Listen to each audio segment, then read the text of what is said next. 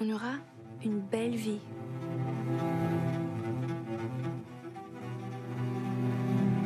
Jaya, une jeune fille introvertie, très fermée, vient dans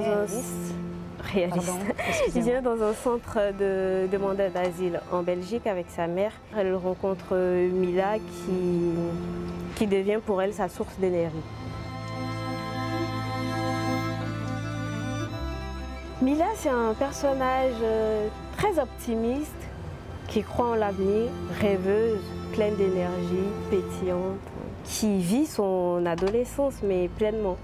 Il y a bien sûr le traumatisme qui la ferme et le grand changement, un grand déménagement dans un pays qu'elle ne connaît pas. Elle attend son réponse et c'est comme si sa vie a été mise en pause.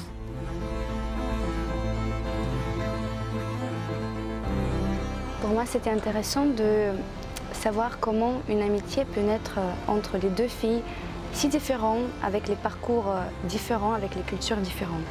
Moi, ce qui m'a touchée, c'est le côté immigration. On est toutes deux issues de l'immigration.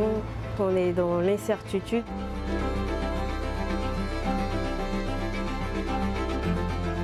Moi, je suis ukrainienne qui est partie à cause de la guerre en France. Ici, j'ai trouvé la fiche du casting. J'étais très intéressée. Mais à l'époque, je ne connaissais le français que depuis un an. Mais j'ai tenté... Je suis d'origine burkinabé.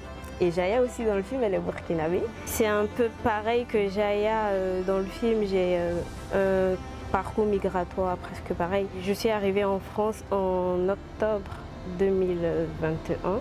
Précisément à Béthune, où j'ai été accueillie dans un centre de mineurs non accompagnés. Il y a eu un directeur de casting qui est arrivé dans le centre. Il cherchait des jeunes filles pour un tournage. Et le directeur, il me dit « Tente ta chance ». Moi, je dis non. C'est pas ce que je veux faire. Je reste là un peu 2-3 secondes et je dis ok. J'ai fait confiance au réalisateur. J'étais faite pour le rôle, je vais dire. Parce que Jaya, c'est un peu Noura hein, dans la vraie vie.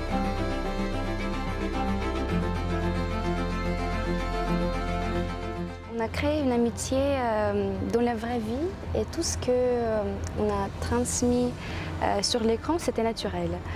Je suis très reconnaissante d'avoir partagé l'expérience avec Noura. C'est partagé. Hein. Fallait trouver sa propre inspiration. Hein. Parfois, elle m'a beaucoup aidée. On a tourné dans un vrai centre, c'était pas évident, avec les figurants qui sont les vrais demandeurs d'asile. Le tournage est très bien passé, on avait une équipe adorable, on s'est soutenu beaucoup et ça donne envie de continuer.